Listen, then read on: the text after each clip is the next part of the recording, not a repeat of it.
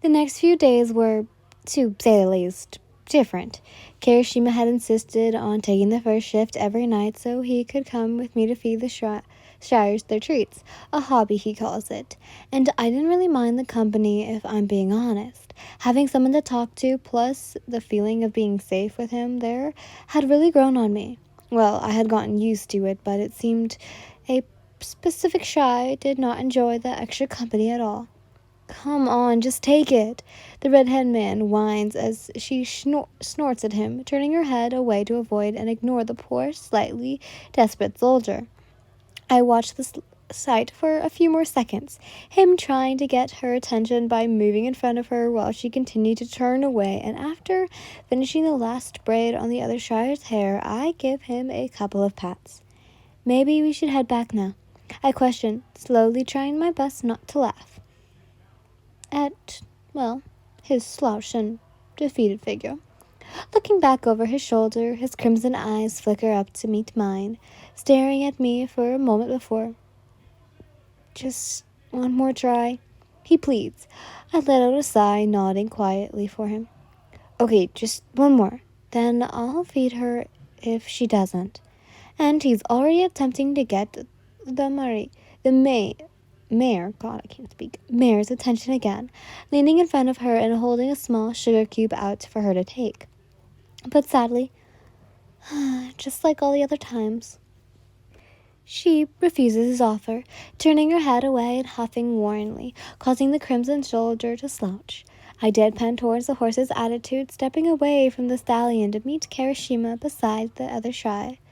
Oh, that attitude is going to stop you from getting a nice treat, I commented to the animal as I near, running my hand along her side to let her know I was there. We can go now. Sorry for keeping you. Kirishima starts as I shake my head, raiding my free hand for quite a second for him. Back up a little, I command, and he follows, taking a few steps back. The mare seems to ignore me as I duck under the head to stand a little in front of Kirishima before lifting my hand up to rub her face and tilt it in my direction. Okay, I mutter, leading her forward a bit as I step back and grab a hold of Kirishima's hand before lightly tugging him forward. Lifting his empty hand towards her face, I could feel him tense in my grasp. Wait, what are you? She huffs, sniffing the air through her nostrils and causing Kirishima to jump in his spot. His hand recoils for a moment, but I usher him, running my grip from his wrist back to his hand and pressing it onto her nuzzle. I glance back at the soldier, his body kind of rigid as his hand cups the back of his.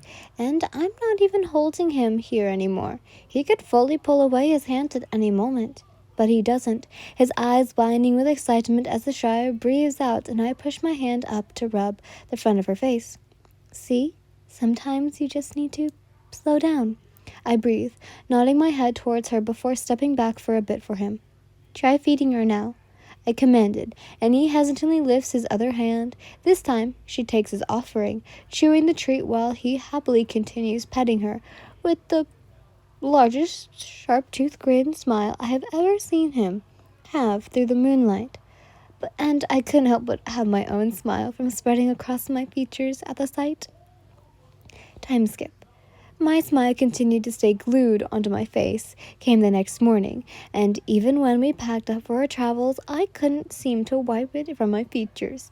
Kara seemed to have seen the same problem, except he didn't seem to realize just how excited he looked.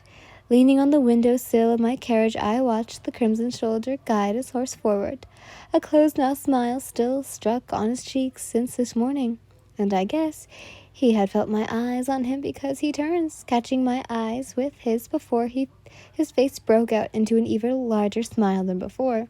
Those sharp teeth beamed in the sunlight, his hand coming up to subtly wave from his reins. I waved back before tilting my head against the side of the window to see if anyone else was near. Thankfully, no one seemed to meet my vision, so I undid the lock at the top of the window and pushed it down slightly, gesturing for him to come closer. He seemed to get the memo, lightly pulling at the reins to lead his horse to the side a bit to meet me. You look pretty happy. Anything exciting happened lately? I jokingly wondered aloud as he blinks, a small chuckle falling past his lips as he nods.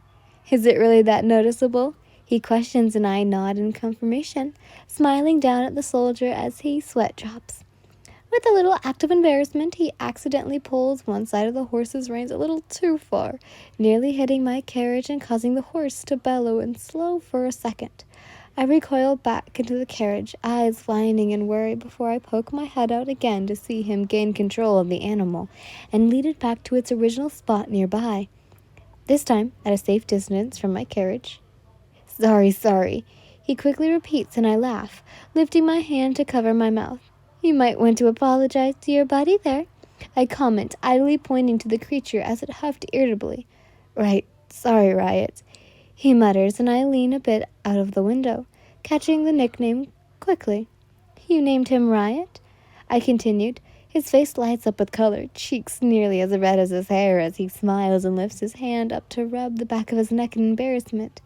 Yeah, after my childhood hero, he emits sheepishly, and I lean in, more irritable at the odd name. You'll need to tell me about him later, I comment, and he nods in agreement. As you wish, my lady, he replies with a joking bow, and I roll my eyes at the gesture, opening my mouth to recomprehend his own title, when the carriage suddenly jolts, horses reeling up and neighing loudly throughout the soldiers around me, and the sun stops. Commander, a Nomu has been sighted. I hear a voice shout from up ahead near the front of the army, and a commotion sounds off, behind and ahead where the voices had come from. Looking back and forth, Kirishima quickly waved his hand to get my attention. Quick, close the window and stay inside. Don't come out, he shouts, and I have only obliged, swiftly following his command. The windows are all locked, but the curtains are open, and the fight outside sounding muffled, but my spot in the carriage. Of course I have faith in all my guards. The other two, though, Denki and Sero, bolting from their spots on either side of the carriage to take down a Nomu running their way. I lost sight of Kirishima, though, but in the flurry of both Nomu and man running about, I only could hope he was okay. The best thing for me to do right now is sit and wait for the commotion to quiet before going back to being safe. It was tiring, to say the least, of what I could do. Shouts flew outside as I stumbled from my seat, moving into a standing position when the carriage suddenly shakes and jolts to the side.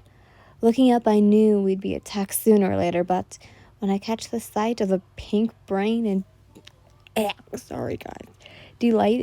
deluded, conjuring eye of a large Nomu right outside my window, it looks like it sees me too. Nope, it definitely sees me. Its pupil locked on my figure while I stared right back at it. Crap.